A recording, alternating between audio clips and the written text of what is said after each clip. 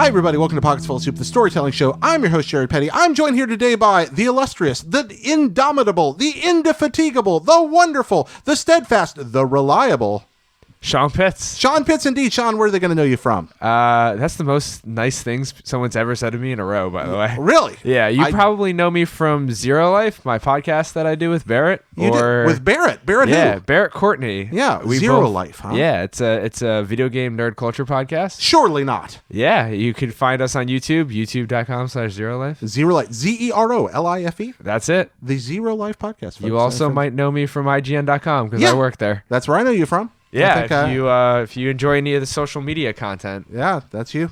Some of it is me. Sean, I wanted to have you on the show for a long time. You're a good friend. You're a better friend to me than I am to you most of the time, frankly. That's not true. And then every time I say that, you say, that's not true. But deep in his heart, he knows it is. But yeah, Sean, we met, goodness, it's been years and years ago. Yeah, it's been a really long time, actually. And you kind of clawed your way up through the ranks of fandom to make your way into the industry. And now you're working at IGN, doing your own thing. You've just done all kinds of stuff. You're well known in this kind of San Francisco podcast cinematic universe. Yeah, I like to think I am. Yeah, I've known you for about 3 years. You were the only person that answered me when I asked for a tour of IGN. Like 3 years ago. Yeah. Oh. And I was like, I tweeted you. I was like, hey, Jared, I'm going to be in San Francisco. Can I please have a tour of IGN? It's my dream job. And you were like, yeah, sure. Well, it was my dream job. And you gave me a tour of IGN. Like, it was like just you, me, and Trevor Starkey. And it was like really kind of you. And then you gave me your phone number. I was like, this guy's awesome. That's, I mean, I was just trying to pick you up. That's what it was. It worked. There we go. We move on from there. So we're here in this is the Zero Life set here, right? Yeah, this is where the magic happens. This is where the magic happens. What'd you talk on Zero Life about last week? E3. E3. It was my first E3. It was Barrett's first E3 working, but he wasn't there. Oh, okay. But yeah, we talked about reactions to the conferences and why I don't really like LA that much. Oh, there we go. Oh, Los Angeles. Not a big fan of LA? It's fine. It's no San Francisco. Well, I mean, what is? Yeah. Okay. Best bridges. Better than New York? Oh, yeah, definitely. Yeah? Yeah. And I'm a New Jersey kid. Okay. I grew up going over those bridges 3 times a week sometimes. My dad works in New York City. And yeah, no, there's nothing more beautiful than the Golden Gate Bridge. Okay, I love the Golden Gate Bridge. It's pretty spectacular, especially on a clear day when you can see it. Although, I don't know, clear Golden Gate Bridge is great, but misty, foggy Golden Gate Bridge can sometimes be better. Just as good. It's pretty fantastic. That's the beautiful thing about her. Also a fan of the Bay Bridge just because of that weird, awesome turn it does at Yerba Buena. Yeah, yeah. Right there, there's an island in the middle of the bridge. And there's like 2 different bridges. Yeah, exactly. It's very, the Bay Bridge is awesome. That was like my first like wow moment at IGN is like, I meant to go left and I made a right instead. And I walked down towards the Bay Bridge. And it was like my second day or something. And it was a completely clear day. And there was like a palm tree. And then the Bay Bridge, I had never seen the Bay Bridge before. Oh, no kidding. And it fucking blew me away. Well, it's a neat bridge. It really is. I still have, that's where the accident happened. I still have trouble going over it. Yeah. I do, but every time I get kind of shaky. It's that's weird. definitely something that my mom couldn't. My mom was in an accident too. Yeah. And she couldn't drive on the highway for 13 years. Oh my gosh. Yeah, it's a little weird, but it is an architectural feat. Oh, it's crazy. It's out there by Treasure Island, which is apparently radioactive. That's kind of cool. Oh, really? I didn't know that. I was there recently. The opposite of cool. Yeah. Yeah. So like back in the 50s, 60s, apparently they towed some of the hulks from Bikini Atoll. Where they were doing the nuclear tests. That was the 60s, sorry, not 50s. Off there, and then after that, they did a bunch of nuclear research on the island and concreted over it, and some of those areas apparently leak. So that's fun. Oh, God. I am going to cancel my camping trip there. Are you camping on Treasure Island? I was going to, yeah. I don't think I mean, I don't want to besmirch the noble name of Treasure Island, but... That doesn't sound like a good idea. This isn't comic books. I probably won't get superpowers from it. You know it's an artificial island? Is it? It was built for the World's Fair. Oh, wow. Yeah, I had no idea. Kind of weird. Yeah. Yerba Buena is awesome, too. But that's all other can of worms. So, Islands and Bridges of San Francisco cast with Jared and Sean. I really love bridges. You love bridges? Yeah. Yeah? What do you love about bridges? I like being suspended over water like that. Okay. And I think that bridges look really cool. If I were to hang you by your ankles over water and suspend you, would you like that? Not as much. I'm not a big fan of blood to the head. Okay. Too much blood to the head. I tend to faint. So not upside down bridges. Yeah. But regular bridges. This conversation is dumb. All right. Well, So, Sean, I want to start here by asking you that same question that I, fairly generally lead with until I decide to change it. Tell me about somebody you're thankful for. So today is Father's Day. Father's Day. It is Father's Day. We're recording on Father's Day. Yeah. So, and I've wanted to do this episode about my dad forever. Yeah. This was the one you originally pitched to me about a year ago. I think. And I love my mom very much, and my mom will watch this, and I love you, and everything that I say about Dad goes for you too. But it's Father's Day, and I'm very thankful for my father. If it wasn't so, technically, my father, who I'm going to talk about on this podcast, is legally my stepdad. Okay. My biological father and my mom never got married. And then when I was 3, my mom met my stepdad, and he has been my dad ever since. So he's your dad. Yeah. You are not genetically connected to him. Not at all. He's dad. Oh my God, yeah. I mean, not my biological father was a very nice guy. But he just, we had different things going on. He tried his best, and he just, he had other things in his life that were going on that kept him very busy, and then he got really sick. Okay. And then he died. He died. How old were you when he died? 14. 14. Yeah. Oh, Was he a part of your life when that happened? Yeah, he was part of my life, my whole life. Really? Yeah, up until he died. My stepdad and my dad were friends. No kidding. And they were friends after too. So they were friends before. Yeah, and then they were friends after because my dad knew my stepdad was a good guy, and he was taking really good care of me and my mom. Yeah. And better care financially and other ways than maybe my biological father could have done. And he was grateful to my stepdad. How did those two become friends before you came along? They were friends at a bar that my family owned. Okay, your family owned a bar. Yeah. Like your mom's family, or no, my biological father. Your biological father we owned a bar. bar, and my stepdad would hang out there. Okay. And that's how my stepdad met my mom. No kidding. Yeah. So did your mom work at the bar as well? Yeah, for a while. Okay, so your biological dad and your mom work at a bar. Yeah. Your stepdad's a patron of the bar. Yep. Your stepdad and your dad become friends. Yeah. And remain friends from the time before you are conceived. Yep. All the way through to the time that your biological father dies. Yeah, and my stepdad is friends with my entire family before that. So I have 7 uncles on that side and 2 aunts, or 1 aunt and 7 uncles. And he was friends with the entire family. You have a really neat family structure. Yeah, we did. Yeah, it was a... Wow. Now, it doesn't look like that anymore, but... No, it doesn't look like that now. No, I mean, you own a bar, and sometimes it doesn't work out. And sometimes people get really into alcohol and just, they don't... Oh. Yeah, it makes them real sick. I don't drink alcohol because of it. Because of what happened? Yeah, because of my dad had complications from alcohol. Okay. So he had a weaker heart because of it. So he had a heart attack at 41 and died. Your stepdad, that's your dad? No, my biological father. We're going to have to be careful about our dad terminology here. It's very confusing. The guy who I will be talking about for the rest of this podcast is my stepdad. Yeah. Is he still alive? Yeah, he's great. I just talked to him yesterday. I'm going to be calling him after this podcast. Okay, but your biological father died from alcohol complications. Yeah, he had a heart attack, but he had a weaker system because of his because he drank a lot. But he was a great guy. He was a stand-up comedian. No kidding. I owe a lot to him. I have my stage presence from him. I have he taught me the importance of being funny and jokes. Nothing ever offends me because he would teach me that jokes shouldn't ever offend you. Huh. Everything's funny or nothing is funny. That's what I always say. That was his philosophy? Yeah. But so he did stand-up comedy. He ran a bar. Yeah, he did stand-up comedy. He was the head bartender for a long time. Did you grow up around the bar? Yeah. Did you're hanging my out? Whole You're life. The bar kid? Yeah. Wow, what's that like? I'm really good at darts. I'm nasty at darts. I All play. I used to play a lot of pinball when I was younger. Okay. It's a weird life, but so my best friend in the world, who I could also do an entire episode on, also grew up the exact same way in a bar that my family owned too. Okay. And our other bar. In your other bar. What were the names of these bars?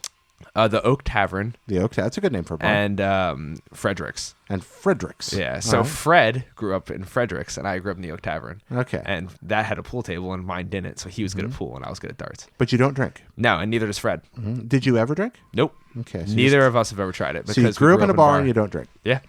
That's interesting. I mean, you just see people get wrecked from it, or people need it and stuff like that, and it just kind of It was never taboo for me. Uh-huh. Not like people were giving me alcohol or anything, but it was just like I saw it all the time. I was around it all the time. So your evaluation was that you felt like it was more destructive to lives than you wanted to be a part of? Yeah, I think I just don't.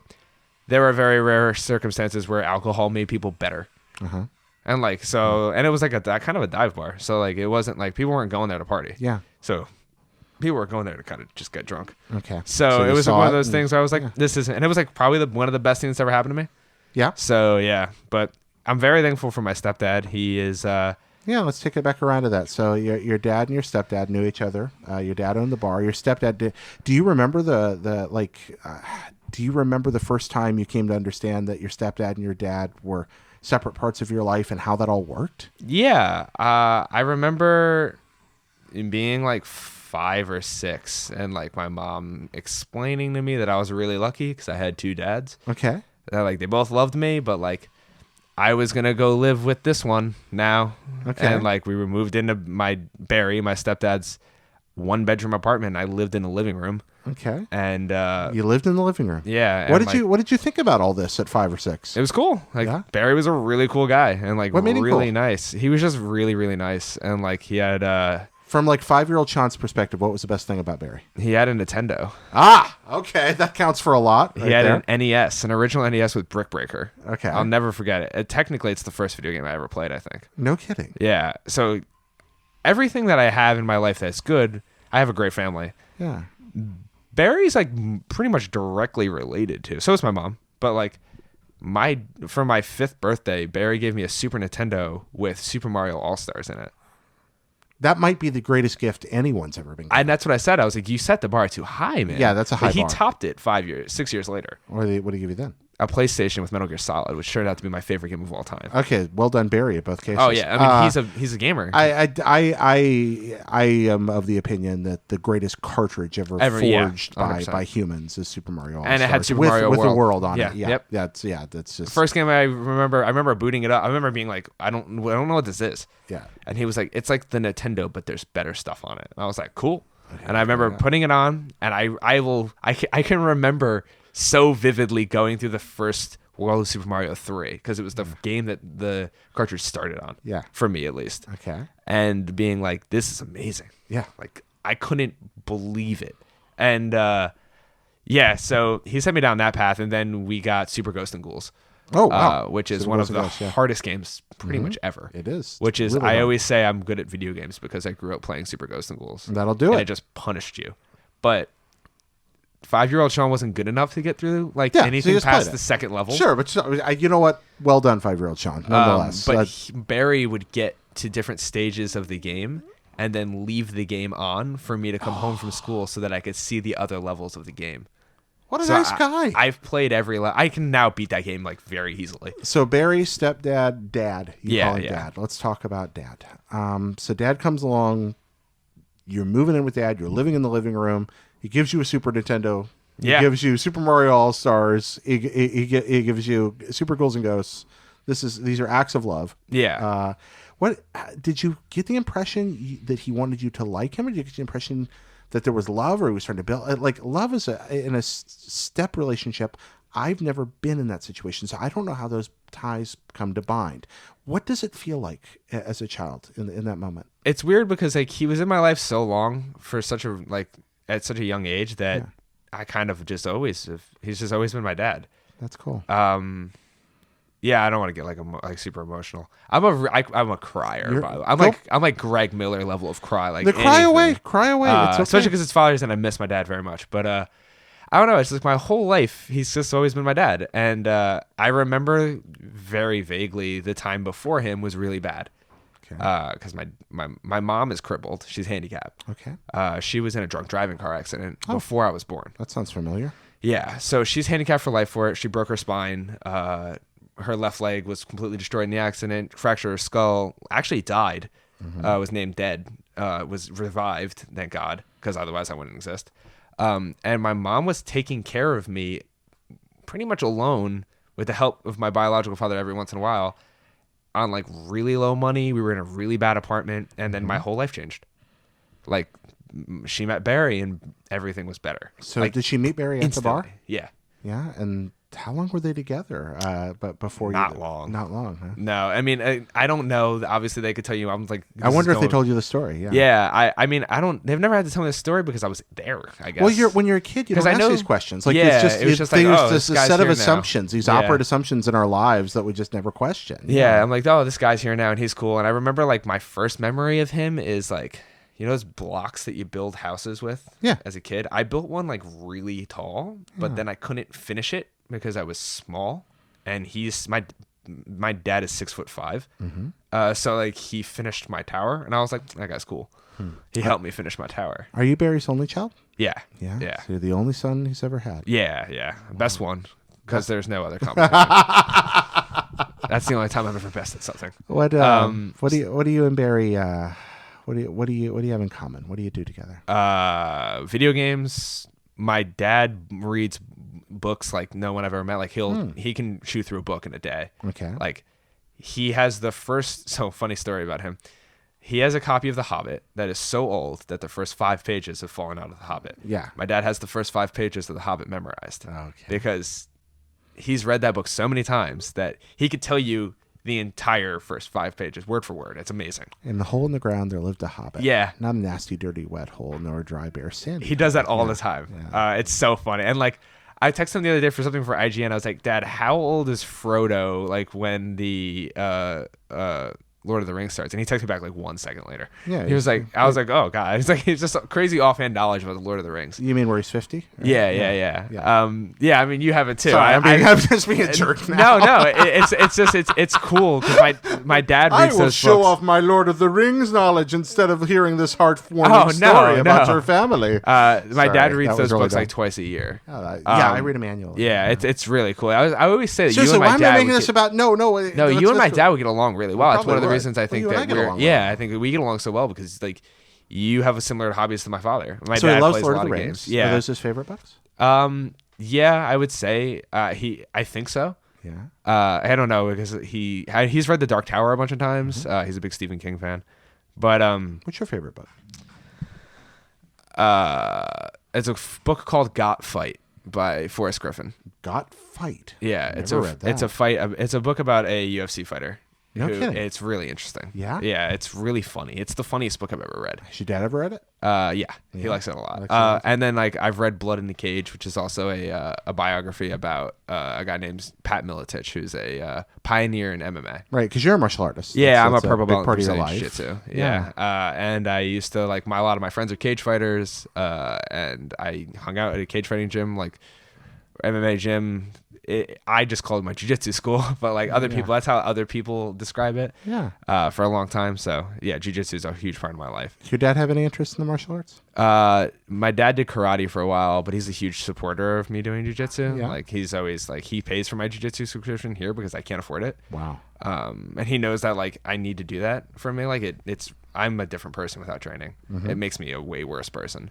So why do you think that is? Because it doesn't. My ego gets like out of hand.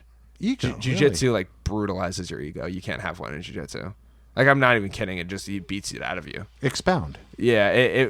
So what happens in jiu-jitsu is every day you lose. Like there's always somebody better than you on the mat normally, and like because of that like constant struggle to get better, and like it just makes you a lot more humble. And it's also like there's a great quote in Fight Club that's like. The narrator says, once you start fighting, everything, all the volume in the world gets turned down. And it's like 100% true. Like it relaxes me and keeps me like, it's hard to feel like things don't really bother me because I'm going to go to a gym and someone's going to really, honest to God, attempt to strangle me unconscious. And if I don't tap out and he puts a choke on it, I'm going to be put to sleep. I've been put to sleep before. Yeah. So it's like when you have to deal with that stress and that constant like pushing yourself, it makes life easier to deal with. Perspective, context. Yeah, it's just like it gives you context. Like nothing really matters, and it kind of helps me deal with like stressful situations because I'm like I've dealt with way more stressful situations where I was actually in actual physical danger, and it helps you push yourself because like no one ever wants to work out hard, but like jiu-jitsu makes you. What's a difficult moment you've had with your father? Something hard that you both had to go through? Yeah, I mean, there's a lot of them. We've had a lot of So there's the 3 big moments in our lives that were like, now at 25, my father is my best friend. Yeah. So is my mom. But if my dad ever says something to me and he's upset, I'm in the wrong. And I know that. Because, like, it's hard to see that when you're younger because you're going through puberty. And, like, so, for instance, like, I was a really bad fuck up when I was younger. Like, really bad. What do you mean by that? I was horrible at school. And it's just one of those things where school is not how I learn. The education system that we have in place now does not work for somebody like me. I am a very visual learner. I don't believe in homework because I think it's stupid. If I understand something, I just like have no desire to practice it. If I grasp it and can do it in a test, I don't think I should do homework. So I was failing out of school. So why do you refer to yourself in such derogatory terms if you feel like it was a bad thing? I got to the point where I got so frustrated with school that I was just letting myself fail. And I was just like, fuck it. I don't care. I'm going to just fail out and I'll figure it out. That happens to a lot of people? Yeah, I know it happens to a lot of people. I know a lot of people that I'm close with that's happened to where like school has failed them. But like but when you're younger, you don't realize that school has failed you. You think that you're failing school. But like, that's not necessarily the case. But my dad and I would fight all the time because he would want me to do better in school and he wanted me to have a good life. And like when you're a kid, you don't realize like you're really hurting your future when you do that. You're just hurting yourself. Another lesson that jiu-jitsu teaches you. Or that taught me at least. That's like I learned most of my life lessons from my father and from jiu-jitsu. But we would fight about that all the time. And eventually when my father died, and this is like one of the major props moments I give to my mom and dad, they just let me drop out of school. Really? Yeah. I was like, I came to them and I was like, I can't do it. Like, it's just, I will join the military when I'm 18 if I don't have something going for me, or like, I can't, like, I'm being bullied and I don't like it and I can't make it stop. You felt that pressed in? Yeah. I was like, it's hard.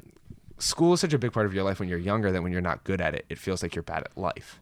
And that could be way more damaging than being bad at school. Like, dropping out is not nearly as damaging as going through the rest of your life thinking you're a failure, which is what I was doing. That's where you were at that point. Oh, I just thought I was an idiot.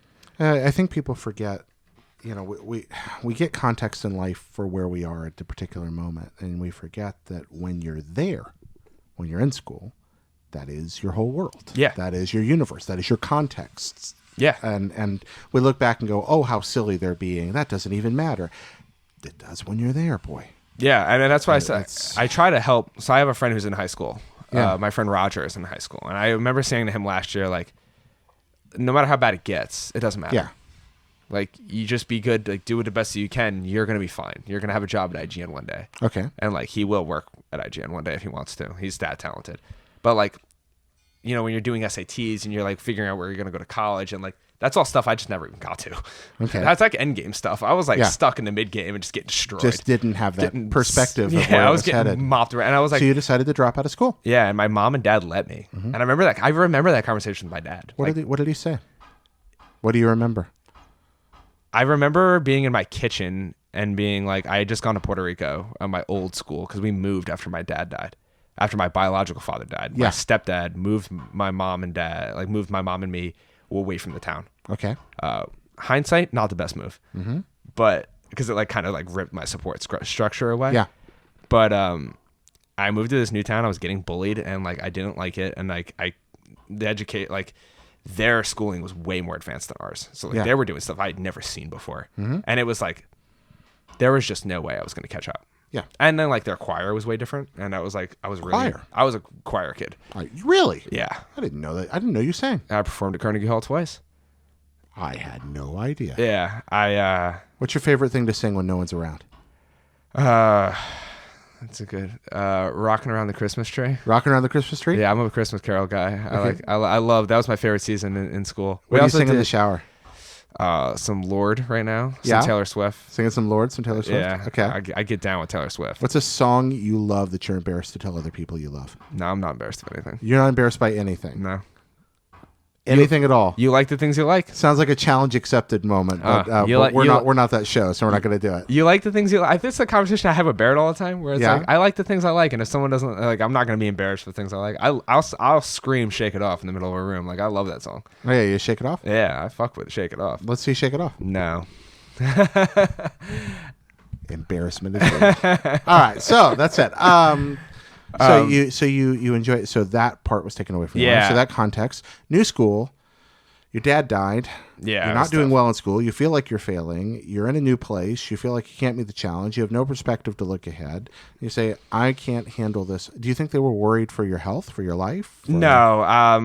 I didn't actually ever get to the point where I was super depressed until recently. So like back then I was the happiest kid in the world. I was just like kind of bummed out that I wasn't good at school. And like, did you feel happy? I mean, your dad had just died. Were you feeling happy at that point? No, I mean, like, I was more upset for my mom. Okay. My mom and my biological father were still very good friends. Yeah. And like, I loved my biological father to like, of course I did. I was his son, but yeah, I was like, I remember being like, I have to be strong for my mom. Okay. Like, and like trying to be strong for my mom. And like, I was very sad, but I was never to the point where it was like, they were never worried about my health. Yeah. They were worried that if I didn't, I think my mom and dad were more worried about if I didn't get out of school at that point, it was going to damage me mentally for the rest of my life. Okay. Because I was going to fail out of school. So you dropped out of school rather than fail out of school. You drop out. Yeah. And then suddenly you're sitting there going, what now? Or what? No, happened? I got a job at GameStop, started working. Okay. Very quickly realized I should have stayed in school. About a year into my job, I was like, this sucks. And it's actually great. Like, dropping out of school is what motivated me to get a job at IGN. Yeah. Because so you dropped. Like, how did you make that? I mean, that's a huge jump, man. Oh yeah. So you drop out of school, you get a retail job. You're like, I do not enjoy working retail. I don't want to do this till I die. Yeah. Did you ever think about going back to school? Yeah, and I had that conversation with my dad. What did he say? How'd that go? He was like, I will pay for you to go to college. You just like, I ended up getting my GED. Like, he pushed me really hard to get my GED. Really? Yeah, and I got my GED ahead of time. Like, I got my GED before my class graduated. Okay. And he was like pushing me to go to college, but like, he was always like, my dad, I think, has more faith in me than any human being ever, because it's just like, he's like, doesn't really ever he worries about me, but like, he kind of always has faith that I'll figure it out, because I kind of always do. Where does that faith come from? I have no idea. Yeah. Maybe just so like, is he faithful about other things? Are there other people or things that he believes deeply in like that, or is no, this you? Not that I know of, at least.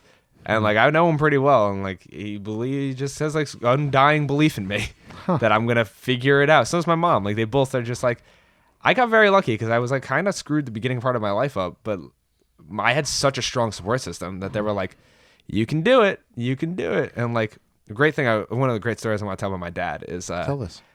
So when I was younger, when my mom moved in with Barry, and like, we started living there, my dad works for Donald Trump. And like, don't think ill of him because of the president, but he was working 65 to 75 hours a week. Mm-hmm. And he was working a 9 to 5 or 9 to 7. Yeah. And he just switched his whole life for me. Mm-hmm. He ended up taking midnight shifts so that he could be there when I was home from school, so he could pick me up from school. Because he didn't want me to grow up without a father figure. Because if he was always working, he would either be too tired by the time that, like, I would be going to bed by the time that he would be getting home from New York. So he, despite the fact he was working 70-hour weeks, rearranged his schedule so that he would be a physical presence in your life. Yeah. And I'm not even really at this time his kid.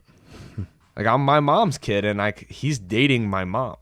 But he just rearranged his whole schedule. And like, now my dad still has the schedule to this day. Have you ever asked him about this? Yeah. He's just like, I liked you a lot. And it was just one of those things where he was like, oh, like, he kind of saw the way things, and like, on top of that, he was taking care of my mother at the same time. What does your dad like about you? I don't know. Like, really? He's never told you? I don't know. You ever asked him? I'm his son. When you're on the phone today, you need to ask him, what do you like about me, Dad? Yeah, he has this unconditional love like my mother does. Yeah, there's a lot of things to like about you. I'm just curious what he likes about you. It's just, I am his son. In his eyes, he's always wanted a son, and he got one. What do you like about him? I mean, I could write a book on all the stuff I like about my dad. I just give a few here then. He just always has. It's kind of cool to always have somebody that always kind of has faith in you. Yeah. And he really has always wanted to be a part of my life. My whole life, he's always wanted to be a part of my life. And honestly, like, I just appreciate everything. Like, it hit me when I was like 21. I was like, my life would have been horrible without him. Like, my mom would not have been able to provide from off of her disability check enough to keep us both afloat. Because at the time when I was younger, my mom was like eating very little in order so that I could eat. And like she was making these huge sacrifices, and eventually it would have just killed her. And then later on, my mom ended up falling into a coma when I was 16 for a while and got really sick again. How long was she in a coma? 8 days. Oh my gosh. And I got a call from the doctor and being like, your mom's going to die. You need to come back and say goodbye. And then she just lived. So like, toughest human being in the world. What was it like for you and your father in that time? It was really bad. That was the bad time between my dad and I. Yeah. Like, yeah, there was this gap that where tension brought. Yeah. So there have been bad times. Oh yeah. Then. It hasn't been like, but again, it's me. Tell me this. Again, all blame aside for a minute. Tell me the story if you don't mind. I'd like to know what happened and both how it happened and how it came back together afterward. My mom was sick. She started, her gallbladder ended up getting really badly infected, and she had a medication mix-up.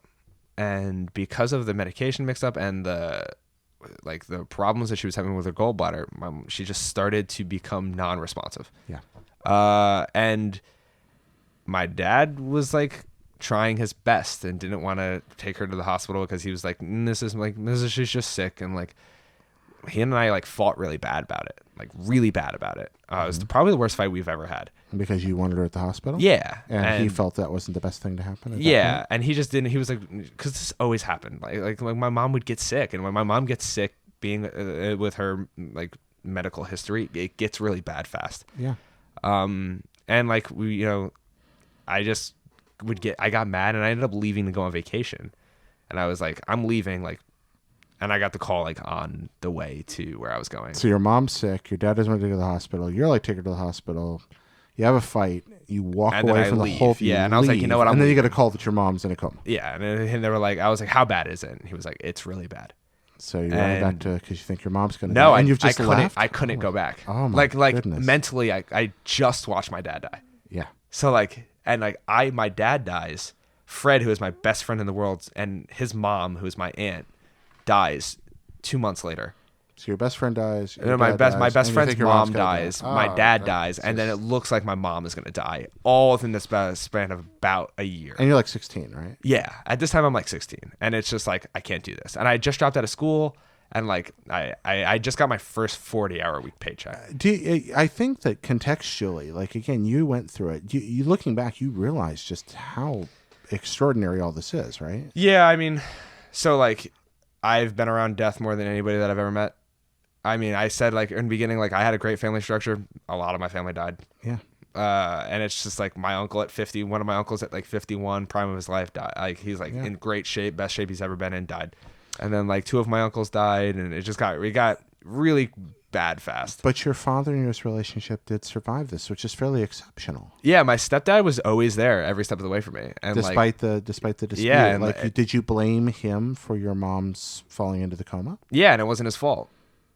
It wasn't his fault. Mm-hmm. And like I remember being so mad about that. And well, it wasn't his fault because she didn't go to the hospital? Or? I mean, like, so he took her to the hospital when it got bad, but like I was like mad at him for that happening to her. And I don't know why.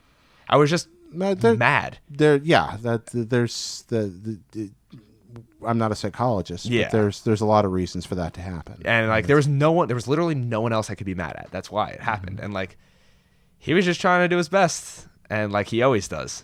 And he like again, he's never done anything in his life towards me, any bad towards me. So you didn't come back for a while. Your mom's in the hospital. Yeah, found out she's gonna live. When did you come back? After I found out she was gonna live. What was that like for you and your dad when you came back? We were just so happy that my mom wasn't gonna die. Everything else, like nothing. He didn't bring it up. He wasn't like, "Hey, you said some hurtful shit back there." He was just like, "Really glad about mom." And he was like staying at the hospital, like again, like my dad always does, like above and beyond, stayed at the hospital every second that she was in the hospital when he wasn't at work. And like like I remember coming home from vacation, like being like seeing him absolutely exhausted, and being like, I should have come home earlier, but I like at 6, I was a child, I couldn't do it. Like the doctor on the phone was like, you need to come say goodbye to your mom, she's gonna die. Yeah. And I was like, I can't even comprehend that. Like I can't even put that into the like, nope, not gonna do it. and I just left my dad alone. And like my dad would never leave me alone. So it was tough.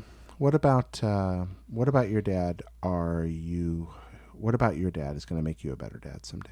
I don't know if I'll ever be a dad because like I don't know if I could ever live up to my dad because he saved my life so much that like I don't know if I could ever have that impact on another human being. He's just a better person than me.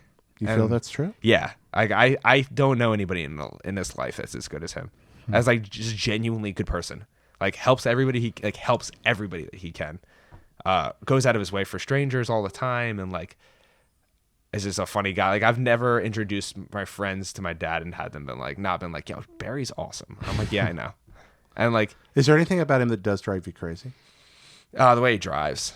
Really? Yeah. Actually, it doesn't bother me as much as it did anymore, but he does this thing where he doesn't consistently step on the gas pedal.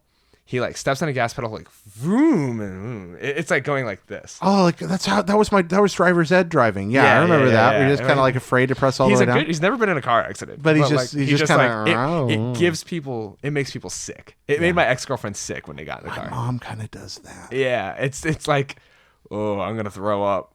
It's real brutal. Yeah. But it doesn't bother me as much anymore. And it's also like, hey, he's a very good driver. He's always very safe, and he's like driven in New York for 30 years. So like he's like he knows what's up. But yeah, I mean like he's always the first call whenever something goes wrong for me. So like anything goes wrong for me at all, which is the hardest part about living in California, is that like I just can't go see him and be like, hey, this isn't like stuff's not working. Mm-hmm. So that's been the hardest part of the moves, like not being near my mom and dad. And I didn't realize how much I needed them until like they were 3,000 miles away. Wow. But yeah, it's I couldn't be more grateful for a human in my life. Man, thank you for sharing the story. Yeah, sorry I talk a lot. No, that's kind of the substance of podcasts. And I was all over right with that. But all over the place is what we do here. Don't worry about that. That's just fine. I appreciate you being able to share it. Is anything else you wanted to get out before we move on? Happy Father's Day. I love Day. you. Move to California. I'm trying to convince him to move to California. Move to California? Yeah. I want him and my mom to live out here. Really his job's out there, right? Yeah, but I think that he could find an engineering job in San Francisco. Yeah. Is that what he does? Yeah, he's an engineer. Mechanical, electrical, software? Mechanical, and he does electrical stuff too. Wow. Again, he has a high school education, and I got my job at IGN the same way he got his job at Trump Tower. Yeah. That strategy that I employed is his. Yeah. I took it from him. Just meet people, work hard, and get noticed. And keep showing up. My dad applied to Trump Tower like 30 times. You are persistent. Oh, yeah. I get that from him. You may be the most persistent person I know. Yeah. I mean, it's just like, yeah, he's the same way. I'll just keep asking. Yeah. I'm gonna get you. He'll wear you down. if you don't want to do something, he'll wear you down. The man can talk like no one I've ever met, and he will just wear you. He just inches away at you, and then you're just like, fine, whatever. The Pitts legacy, wearing you down. There we go. I'll hire you. Before we move on, it's time to thank our Patreon producers, Nick Rie and Robert Nieder, whose generous support makes the show possible every week. Thank you so much. And all our Patreon sponsors, thank you guys very, very much for sticking with us, because you enable us to keep telling stories, keep doing new things. Thank you so much. You can also send us your stories at mail@pocketsfullofsoup.com. That's mail@pocketsfullofsoup.com. Join the Pockets Full of Soup Facebook group, which is free and fun, and we have little surprises over there all the time. Subscribe on YouTube. That's right. Yeah, you know the spiel by now, but really, every one of these things actually helps keep the show on. So, if you can do them, please do so. It's true. Yeah, it's really, really helpful. You know all about that. Oh, right? Yeah. I'm dying for people to like my stuff. You want to like your stuff? I like my own stuff. You like your own stuff? I'm dying for people to hit that thumbs up. I think it's time. That thumbs up on what? What are we thumbs up? On the YouTube channel. On the YouTube, and what's that channel called? YouTube.com/ZeroLife. Zero Life. ZeroLife. Do you in fact have Zero Life?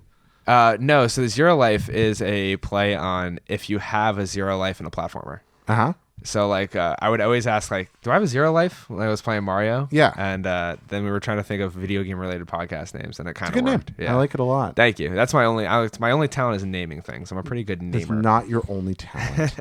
You can obviously you can sing Lord in the shower. We learned about that earlier. That's a talent. I'm a professional friend maker. You can beat and pummel people with the ancient art of jiu-jitsu. Yeah. I mean, gently. Yep. Jiu-jitsu is the gentle art. It is the art of suppleness. Yeah, indeed. Ideally, if you're in an encounter, you could like neutralize somebody. I hate using the word neutralize, but it's the best word to use it without really hurting them at all. Mm-hmm. If you just choke somebody out, it's actually not that painful. Yeah. Other than the potential brain damage and things like that. No, I mean you won't get brain damage from choking someone out unless you're not experienced at doing it. Because then you'll hold on too long. I love the fact that one could be experienced at choking someone out. That just terrifies me. You know how many times that is a John Wick statement if ever there was one. I have probably put about 2 or 3 dozen people to sleep. Yeah. I know. So I know exactly how it feels. Yeah, that's utterly terrifying and amazing. Your form of jiu-jitsu you study, is it Brazilian? Yeah, or Brazilian. Is it Classical Japanese? No, Brazilian jiu-jitsu. Brazilian jiu-jitsu is more oriented towards smaller, weaker people being able to fend off bigger opponents. And I'm very small and very weak. I don't think you're weak. Maybe not anymore. When I started jiu-jitsu, I was I couldn't bench press the bar. I remember I was only like 104 pounds or something. I was 6 foot, 104 pounds when I started jiu-jitsu. Wow. I was horrifyingly small. You were a little bitty dude. Yeah, but jiu-jitsu gave me that power to be. It gave me I have confidence. little doubt that you could pummel me into the earth should you desire to do so. I would never. Yeah, but I believe you could.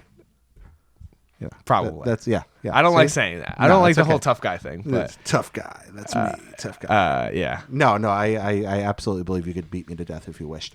We'll move on from there. You ready for the hard left turn of instant noodles? Yeah, sure. All right. Okay. Have you prepared statements for these? No. No. That's even better. All right. What's the best song written in the last 100 years? Bohemian Rhapsody. That's not. You're not the first one to say that. What makes it so great? I don't know. I mean, I know pretty much every word to that song. Yeah. And I remember it, I love that song because I listened to it with my dad. It's funny. I distinctly remember him telling me about Queen and listening to We Are the Champions and Bohemian Rhapsody. But there's just something about the way they harmonize and it's so beautiful. That song is so beautiful. What song offends your soul? There's a rap video going around right now. I do not know the name of the song, but it's by the 13-year-old rap trap star who has spinners in his video, hands fidget spinners. I don't know what it is. Fidget spinners? Yeah, that is the song that offends me right now. Why is it the video that offends you or the song? All of it. The whole thing is. What is it about it? What bothers you? It's just I don't like the fidget spinners. I don't like the whole 13-year-old trap music video with other 13-year-old girls in his car, and I don't know, the whole thing is very odd to me. Just I don't like it. I don't like it. There we go. That was a delightfully old man answer right there. I don't like it. I don't like it. I don't like it. Not me. Not me. There we go. If you travel through time and meet any one person, who would it be and why? To meet any one person. Yeah. You only get to travel and meet one person. Who's it gonna be? That's such a good question. Instant noodles. Got to answer here. It's a lightning round. I mean, the thing, can it be somebody I already know and they can just meet an older version of me? Oh, absolutely. I would like to meet my biological father at this age. At the age you are now. Yeah. Yep. Because when he died, I was kind of failing out of school and kind of a loser. Yeah. So I would love to show him hey, it works out. So you're just gonna travel back and be hey man, this is how it all turned out. Yeah, because I have to think that he was worried about me. So I would like to be hey, just so you know how it ends. At least at 25, I'm doing things I like. So I guess it would. Yeah, it does trouble you then that he died not seeing how things turned out. Yeah, he died at very early in the game. So he didn't get to see me because now my family, I'm one of the more successful people in my family, and people think it's cool what I do, and I have family members that I don't even ever talk to. You have a pretty fun job. The time. Yeah, I have probably the best job in the world in my opinion. So all of them are oh man, because for a while when you drop out of school, you get shit from your family. My direct family didn't say anything; they were totally cool. For a lot of people, things don't work out great after that. But it was really tough for my extended family to figure that out. And then now it's I guess that was a good move for you. What about your favorite flavor of ice cream? Strawberry. What's your favorite word? Kerfluffle. Kerfluffle. Ooh, that's a great one. Yeah. What's the first word you think of when you hear the sound of your own voice? What's the most terrifying creature in the natural world? Scorpion. Ooh, what about scorpions? What is it? They have spider legs, armor, pincers, and a tail that can sting you. Yeah. They're like a video. Max Scova once said they're like video game creatures, but in real life. Yeah. They're you would build that in a create a game, and it would be that's ridiculous. Yeah. Why are you giving him pincers and a stinger? And he probably has teeth too, little bastard. No, scorpions, horrifying. You know what makes them somehow even more frightening is they glow under black light. Oh God, Jared, you're killing me. Scorpions glow under black light. That's how you find their Nick antivenom. You go out in the desert with black light, and they all just glow. My favorite is I was playing Fallout with Fred once. Okay. And the giant rad scorpion popped out. I just paused the game and uninstalled it. I was like, no fucking It's just way. like not doing it? Nope. Can't do it. That I'm frightened terrified. by- If a scorpion was to fall on this table right now, I would be down the block. Yeah, I've had a scorpion like skitter over my hand before, and it's just, yeah, they have them in Florida. I'm so And uncomfortable. Just like, yeah, they're the worst. All right, well, the last thing I want to do is drive you into a fit of some kind here. So It's okay. let's move away from that one. Terrifying. For a second. What's the cutest thing you've ever seen? My old cat. Your old cat. Yeah, What's when your I cat's name? when I Fuzz when I had to give her up when I the moved cat? to California. When I would come home after a long trip, she would she's deaf, so she would I would wait for her to figure out I was in the room, and then she would get like crazy happy and start meowing, and then she was like the meanest cat in the world to everybody but me. Okay. And she would like jump up on a table and headbutt me, and it was like that is the most adorable thing in the world. You're a martial artist. Yeah. If you had an opportunity to spar with any other person, just to spar, to do it, to have the experience and to meet them and engage in sparring with them and then go out and have dinner afterward, who would it be? So the cool thing about jiu-jitsu is that I've had the opportunity to train with all the legends that I've ever wanted to be on the mat with. Yeah. Except for Hicks and Gracie. Is that because it's a small community, or It's because unlike a lot of sports, like the masters still actively train with everybody. Okay. And so Marcelo Garcia, in my opinion, is the greatest grappler of all time. Okay. Now it's very controversial. But that's your perspective. Yeah, it's just my personal perspective. He won Abu Dhabi, which is basically our Olympics. You would love Abu Dhabi if you don't know about it. Abu Dhabi is, to give you a quick synopsis, the Sheik is a black belt in Brazilian Jiu-Jitsu. The Okay. Sheik got his black belt from Renzo Gracie, who did not tell him he was the Sheik when he was training. So he just spent his a long time at Renzo's training, and then Renzo promoted him to black belt. The guy just disappeared. So this is like some kind of Arthurian legend where like the son of the king enters the tournament in disguise and, Pretty much. and wins and then disappears and they can't give him the trophy and yeah. So he got his black belt, but then when he went back to Abu Dhabi, he ended up loving jiu-jitsu so much that he wanted to put on a tournament of the greatest jiu-jitsu practitioners, grapplers in the world, and it's called Abu Dhabi, even though it's not in Abu Dhabi anymore.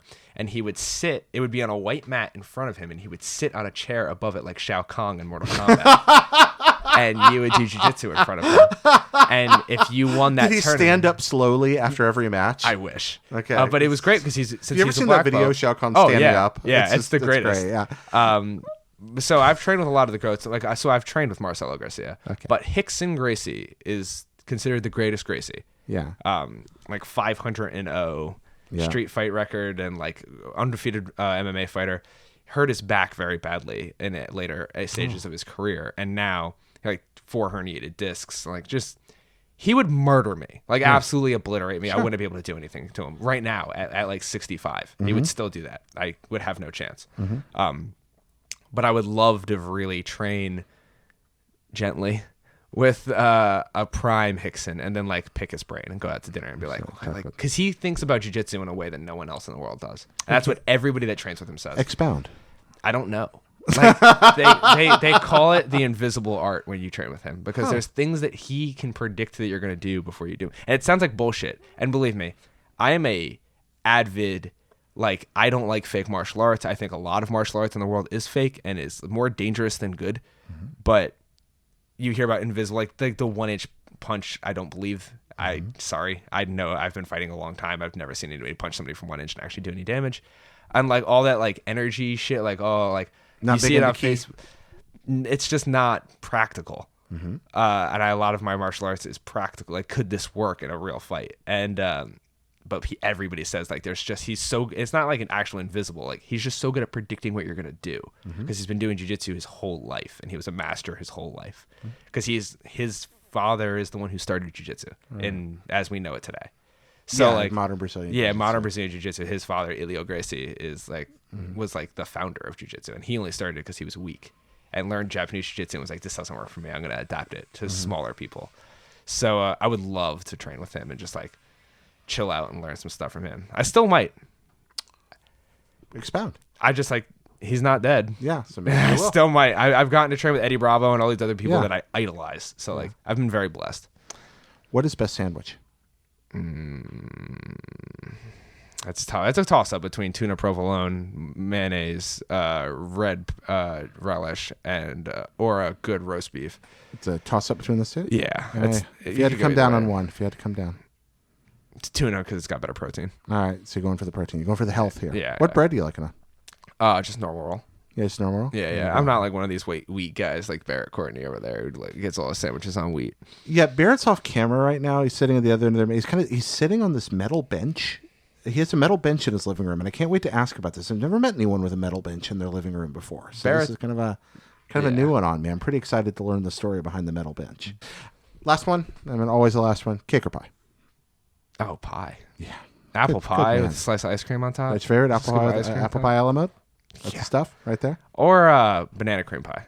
Oh, I like that too. I fuck banana cream pie heavily. I am a big banana cream pie fan. Wait, could you repeat that sentence? I fuck with banana cream pie heavily. Okay. I think a word got lost there at one point. I was just like, fuck banana cream. I was like, well, that's not what I think he meant to say. But you know and what? On that note, thank you for watching Pockets Full of Soup, the storytelling show. I'm your host, Jared Petty. And again, glad to welcome Sean Pitts here today. Sean, thank you for coming. Thanks you. Happy Father's Day. A week after Dad. Father's Day, everybody. Father's Day can be a good day for some, and it could be a very hard day for a lot of people as well. And I recognize that. This is the first one in a while. It's been hard. It was like all the Father's Days after my biological father passing were very difficult, but I had Barry there. Yeah. So like it was easier, but like this is without a doubt the hardest Father's Day. Well, whatever's, I'm glad you said that. I'm glad you shared that. It's an important part of it. This day is always very conflicting for me. I'm lucky to have a very good father, but situations change and not everybody's in the same boat, and this is a hard day. So whatever the case may be, folks, we wish you the best today and all days. Yeah. Bye.